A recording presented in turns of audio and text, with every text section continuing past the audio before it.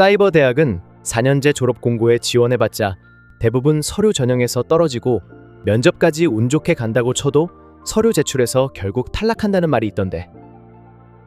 이런 하소연 같은 글을 커뮤니티에서 자주 접합니다. 우리 사회는 지독한 학벌 사회죠.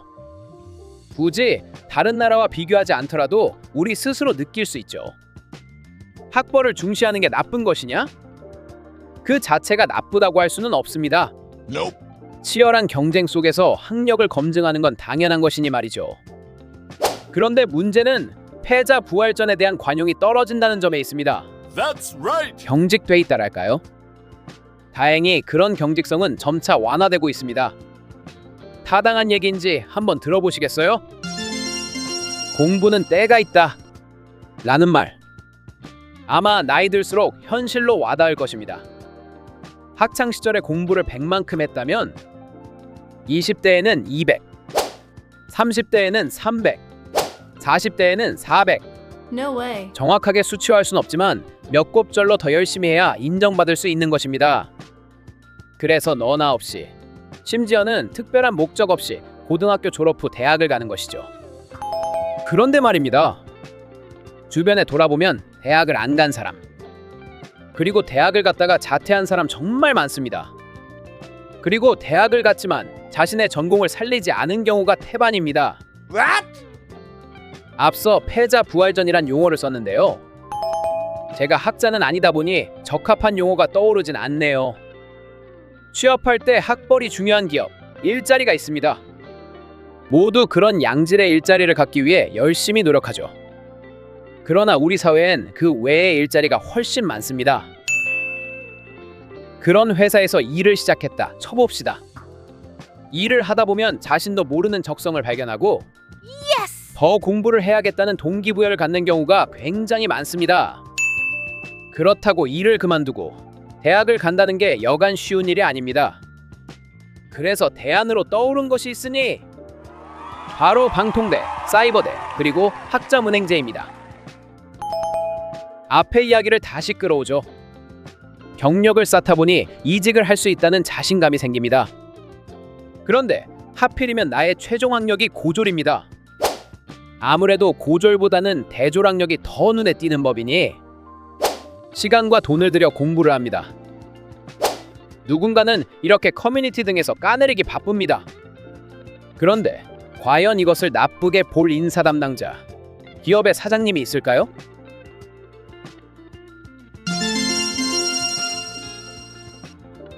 학점은행제에 한해서 5가지 대표적인 사례를 소개하겠습니다. 우선 학점은행제는 사이버대학, 방송대에 비해서 학벌이라는 관점에서 가장 떨어지는 제도는 맞습니다. 그런데 입학생 수는 가장 많습니다. 왜일까요? 실용적이기 때문이죠. 입학 목적이 확실한 사례 5가지를 들겠습니다. 첫 번째, 교육청 강사 등록을 위해 25년 8월 졸업을 앞둔 50대 여성의 사연입니다. 교육청 강사 등록을 하기 위한 최소 학력을 만들어야 했습니다. 목적이 확실하죠? 1년 안에 2년제 졸업장을 따는 게 최종 목표입니다. 기존의 대학을 자퇴해서 일부 학점이 있고 1년간 수업 듣고 모자라는 학점은 국가 자격증 취득으로 메꾸는 플랜으로 진행 중입니다. 두 번째, 건축공학 학사학위 취득하는 30대 남성의 사연입니다. 건축 설계 회사를 다니고 있는데 경력 수첩 때문에 졸업장이 필요합니다.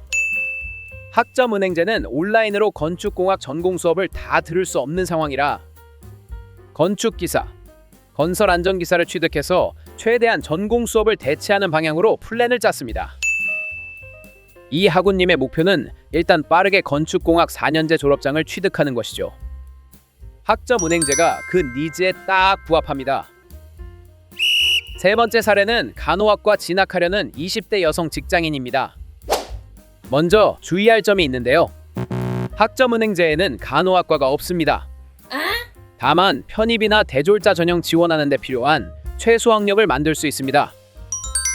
직장을 다니면서 최대한 빠르게 2년제 졸업장을 취득해서 궁극적으로 간호사가 되는 게 꿈입니다. 네 번째는 전기공학 전공 졸업장을 취득하려는 20대 직장인 사연입니다.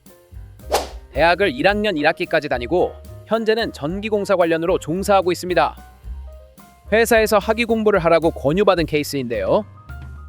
본래 생각은 없었으나 이렇게 주변의 권유로 동기부여가 만들어져 공부하게 되는 경우가 생각보다 많습니다. 마지막은 방송대 식품영양학과 편입하려는 40대 직장인의 사연입니다. 학점 은행제보다는 사이버대나 방송대가 더 나을 거라 생각하는 경우가 많은데요. 맞습니다. That's right! 그런데 고졸자는 1학년부터 다니기보단 학점 은행제로 학점을 채워서 사이버대학 또는 방통대 3학년으로 입학하는 게 가성비가 매우 좋습니다. 이 방법을 알면 학은제를 하지 않을 이유가 없습니다. 자, 이렇게 5가지 사례를 보았는데요. 혹시 공통점을 보셨나요? 다들 직장인이라는 점이며 입학하는 이유가 어느 정도 명확하다는 점입니다. That's right! 인터넷에는 정말 자극적인 혹은 부정적인 내용이 상위에 떠 있을 확률이 높습니다. 그런 것이 이목을 끌기 때문이죠. 수많은 콘텐츠 중에 본 영상을 끝까지 봐주셔서 너무나 감사하단 말씀드리고 싶습니다. 더 좋은 내용으로 찾아뵙겠습니다. 오늘 마련한 영상은 여기까지입니다. 궁금한 점은 댓글로 남겨주셔도 되고 상세 설명에 있는 소통 창구로 바로 연락 주셔도 좋습니다. 구독까지 해주신다면 정말 감사드릴게요. 시청해주셔서 감사합니다.